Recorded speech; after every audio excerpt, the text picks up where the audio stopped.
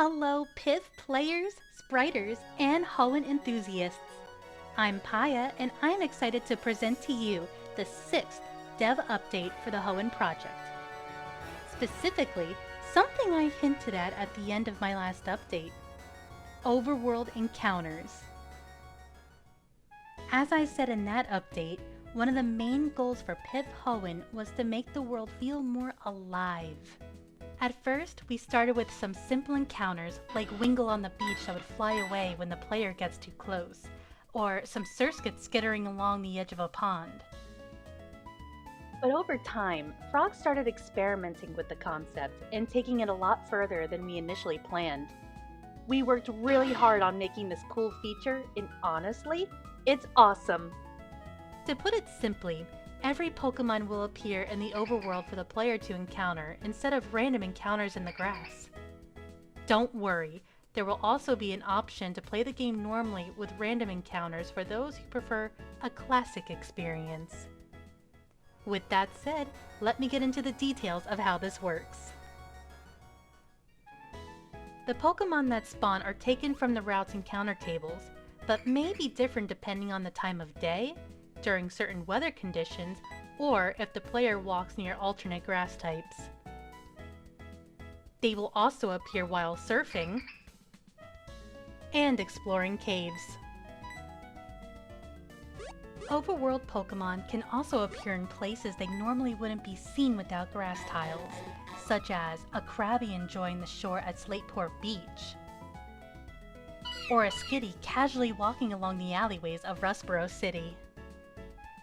This feature is also completely compatible with randomizer mode, and trust me, it can get pretty silly. We thought this feature was pretty cool already, but there was something missing, something to make the world feel even more alive.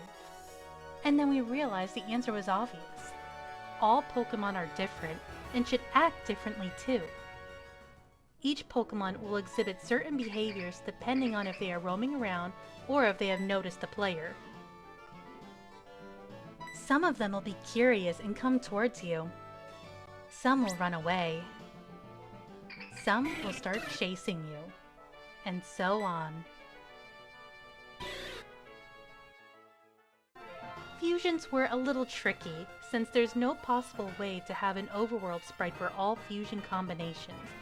So instead, we thought of a way to make them identifiable in the wild while keeping the mystery of the encounter. In the overworld, wild fusions will appear as darkened silhouettes of a body Pokemon, but they will behave like the head Pokemon. So, you might be able to tell what they are before you even encounter them, if you pay attention. However, if you happen to run into multiple Pokemon at the same time, you'll have to face them all in a 2v1 battle. Or possibly even a 3v1 battle. They may even randomly fuse together before the battle begins, and you'll have to fight the fusion they create instead. Now, I bet some of our shiny hunters out there are curious. Will shinies appear in the overworld too? I can say that they certainly do. The Pokemon's overworld sprite will sport their shiny palette as well as sparkle with a sound effect upon spawning to get the player's attention.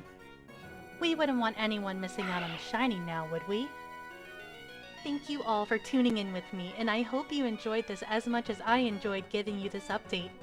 Feel free to visit the Pith Hoenn discussion channel in the Discord, and we'll answer any questions you may have.